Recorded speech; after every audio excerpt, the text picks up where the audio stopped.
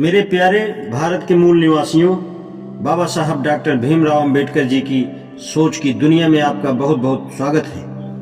ब्राह्मण और शूद्र, अब यह सिद्ध है कि शूद्र क्षत्रिय हैं और बाद में वे अपने स्थान से गिरकर चौथे वर्ण हो गए, परंतु इससे काम नहीं चलता। प्रश्न यह उठता है कि वे गिरे कैसे। यह नया प्रश्न है और पहली बार उठाया जा रहा है। इसका उत्तर वर्तमान पुस्तकों में नहीं मिलता, परंतु इस प्रश्न का उत्तर यह है कि शूद्रों तथा ब्राह्मणों के संघर्ष के कारण शूद्र नीचे गिर गए। इस बात के पर्याप्त प्रमाण मिलते हैं। शूद्र राजा सुदास तथा वशिष्ठ जो ब्राह्मण थे, इन दोनों में झगड़ा हुआ, परंतु इस झगड़े का वृतांत ठीक ठीक पुस्तकों में नहीं मिलता। इन झगड़ों को समझने के लिए पहले वशिष्ठ और विश्वामित्र का संबंध जानना आवश्यक है। वशिष्ठ तथा विश्वामित्र में सर्वदा विरोध और शत्रुता थी। कोई ऐसी घटना नहीं है जिसमें यदि इन दोनों में से कोई एक पक्ष में हो तो दूसरा दूसरे पक्ष में ना हो। पहला किस्सा है सत्यव्रत का, जिसका नाम त्रिशुंक भी था। यह किस्सा हरिवंश में इस प्रकार है। इस बीच में वशिष्ठ सत्यव्रत के पिता के गुरु होने के कारण अयोध्या का और राजमहल का काम संभालते रहे, परंतु मूर्खतावश अथवा अभाग्यवश सत्यव्रत का क्रोध वशिष्ठ की ओर से बढ़ता गया। सत्यव्रत ने कहा, ब्याह सप्तपदी पर परिपूर्ण होता है। जब मैंने कन्या का अपहरण किया तो 7वीं भौरी नहीं पड़ी थी, तथापि सर्वधर्मों के ज्ञाता वशिष्ठ ने मेरी सहायता नहीं की। अतएव सत्यव्रत वशिष्ठ से रुष्ट थे। जो मौन व्रत सत्यव्रत को राजा की आज्ञा से धारण कराया गया था, उसका उद्देश्य भी सत्यव्रत की समझ में नहीं आया। राजा ने यह काम वंश की मान मर्यादा रखने के लिए किया था। पूज्यव्रत महामुनि वशिष्ठ ने ऐसा करने से राजा को नहीं रोका और विपरीत इसके सत्यव्रत को राजा बनाने का इरादा कर लिया। जब सत्यव्रत ने 12 वर्ष का प्रायश्चित कर लिया और जब खाने के लिए कोई मांस न रहा तो भूख, मूर्खता और क्रोधवश उसने वशिष्ठ की कामधेनु गाय को, जो सब इच्छित पदार्थों की देने वाली थी, मार डाला और उसका मांस स्वयं खाया और विश्वामित्र के लड़के को खिलाया। इससे क्रोधित होकर वशिष्ठ ने उसका नाम त्रिशुंक रख दिया, क्योंकि उसने 3 पाप किए थे। चूंकि त्रिशुंक ने विश्वामित्र की स्त्री की मदद की थी, विश्वामित्र ने त्रिशुंक को वरदान मांगने को कहा। त्रिशुंक ने कहा कि इसी शरीर से मैं स्वर्ग जाना चाहता हूँ। 12 वर्ष की अनावृष्टि का जब अंत हुआ तो विश्वामित्र ने त्रिशुंक को राजगद्दी पर बैठाया और यज्ञ कराया। तब महातेजस्वी कौशिक देवताओं और वशिष्ठ के विरोध करने पर भी त्रिशुंक को जीवित स्वर्ग में पहुंचाया।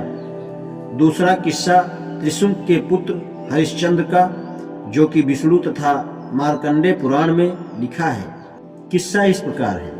एक समय राजा जब शिकार खेल रहे थे, तब उन्होंने कुछ औरतों का रुदन सुना। वे औरतें विश्वामित्र की तपस्या से व्याकुल हो रही थीं। छात्र धर्म के वश निस्सहाय की रक्षा करने के हेतु तथा गणेश के वशीभूत होकर हरिश्चंद्र चिल्लाया, यह कौन पापी है जो मुझ जैसे प्रतापी राजा के सम्मुख अग्नि को वस्त्रों में बांध रहा है। वह आज मेरे सरों से बिधकर मृत्यु को प्राप्त होगा। विश्वामित्र को यह सुनकर क्रोध आया। क्रोध के कारण विज्ञान का नाश हो गया और राजा अस्वस्थ वृक्ष की भांति कांपता हुआ विश्वामित्र के सामने खड़ा हो गया और निवेदन किया कि मैं ब्राह्मण का दिया हुआ केवल राजधर्म का पालन कर रहा था, अर्थात निस्सहाय की रक्षा और शत्रुओं का दमन। तब विश्वामित्र ने भिक्षा मांगी। राजा ने कहा, जो कोई मुझसे मांगता है उसे मुहमांगा मिलता है, चाहे सोना, पुत्र, स्त्री, शरीर, जीवन, राज्य और सौभाग्य ही क्यों ना हो। विश्वामित्र ने संपूर्ण राज्य मांग लिया, परंतु राजा का शरीर, उनकी स्त्री और उनके पुत्र उसमें न थे। राजा ने साहस स्वीकार किया। तब मुनि ने कहा, सब आभूषण उतार दो और अपनी स्त्री और पुत्र के साथ वल्कल वसन धारण करके राज्य से बाहर निकल जाओ। जब राजा जाने लगे, तब विश्वामित्र ने राजसूय यज्ञ कराने की दक्षिणा मांगी। राजा ने कहा, इस शरीर स्त्री और पुरुष के अतिरिक्त उसके पास क्या है? परंतु मुनि ने कहा कि दिया हुआ दान न देने से सर्वनाश हो जाता है। इस पर राजा ने 1 मास का समय मांगा और प्रजा को विलाप करते छोड़कर चले गए। वे लोग काशी पहुंचे। विश्वामित्र ने वहां भी अवधि समाप्ति से पहले ही अपनी दक्षिणा मांगी। इस पर शैव्या ने राजा से कहा कि मुझे बेच दो। इस पर राजा बेहोश हो गए और रानी भी बेहोश हो गई। पुत्र कहने लगा, मुझे बड़ी भूख लगी है और प्यास से गला सूखा जाता है। विश्वामित्र उनको होश में लाए और फिर दक्षिणा मांगी और कहा कि यदि सूर्यास्त के पहले दक्षिणा ना मिली तो श्राप दे दूंगा। राजा ने अपने को धिक्कारते हुए अपनी स्त्री को बेच दिया। एक अमीर ब्राह्मण ने उसे दासी के तौर पर खरीद लिया। लड़का भी माँ माँ कहता अपनी माँ के साथ गया। रानी के आग्रह पर ब्राह्मण ने लड़के को भी खरीद लिया। विश्वामित्र आए और राजा ने जो कुछ स्त्री और पुत्र के मूल्य में पाया था उन्हें दे दिया। विश्वामित्र इतने कम धन से संतुष्ट न हुए।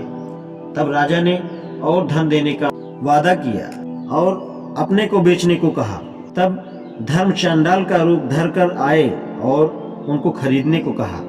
राजा इस नीच काम करने को तैयार न हुए और विश्वामित्र से कहा, मुझे दास के तौर पर खरीद लीजिए।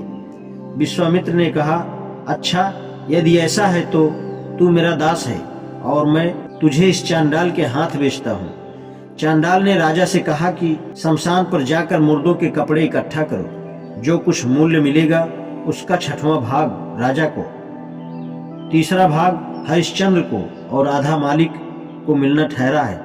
इस भयंकर स्थान में और नीच काम को करते हुए हरिश्चंद्र को 1 साल बीत गया।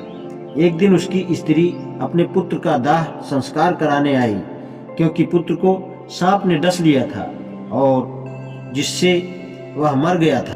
दुख से दोनों की मुखाकृति बदल गई थी और वे एक दूसरे को न पहचान सके।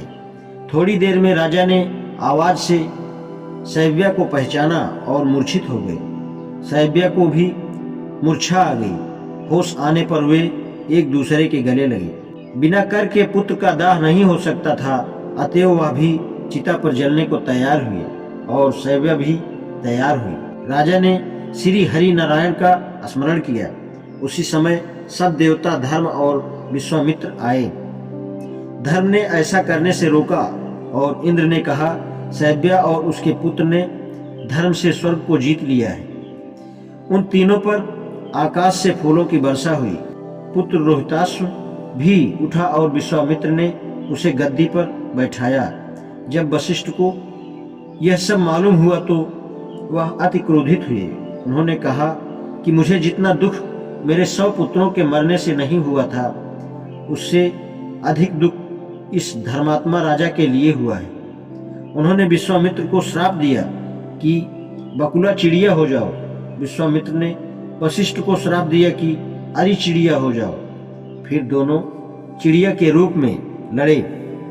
वक्त 309 योजन और अरि 2000 योजन का था।